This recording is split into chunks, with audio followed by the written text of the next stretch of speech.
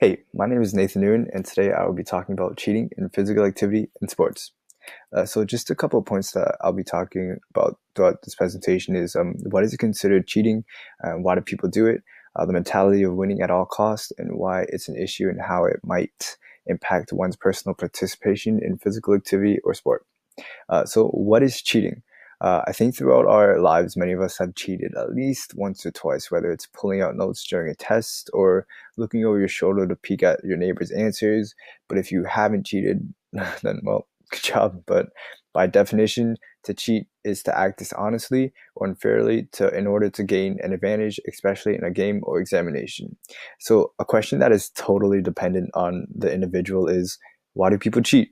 That's like asking why some students cheat on tests, and the reason behind that is probably because they want to do well. They probably weren't prepared, so they resulted to cheating. And cheating in sports is pretty similar and can be motivated by numerous of reasons.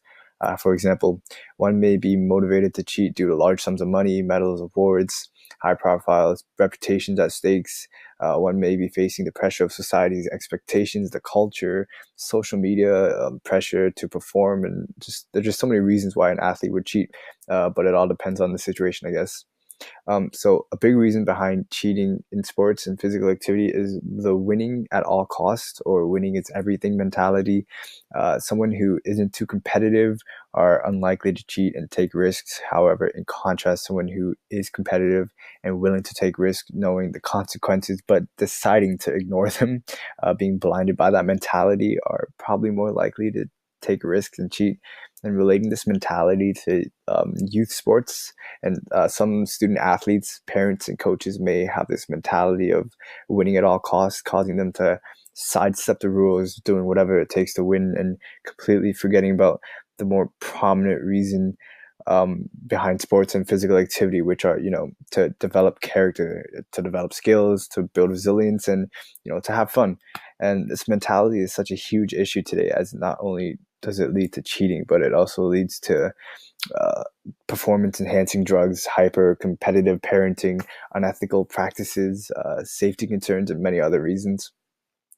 This mentality can impact one's personal participation greatly, as according to a study published by the Sports and Fitness Industry Association, inactivity among youth closed in nearly 20% in 2015 and has only gone upwards for 6 years. This can be because of the stress children, teenagers, and young adults may be feeling from themselves, their parents, coaches, balancing school and work and sports, and maybe they're just pushing themselves too hard or completely burning out, which contains them from participating or pushing them to quit. Um, and the issue with cheating in sports and physical activity is really important, as I feel like it's kind of overlooked or not recognized as of importance, because if people are being competitive or being pushed towards the mentality that winning is everything, so that they're cheating, then not only are the values of sport and physical activity are being corrupted, but the well-being of the athlete themselves are also being corrupted.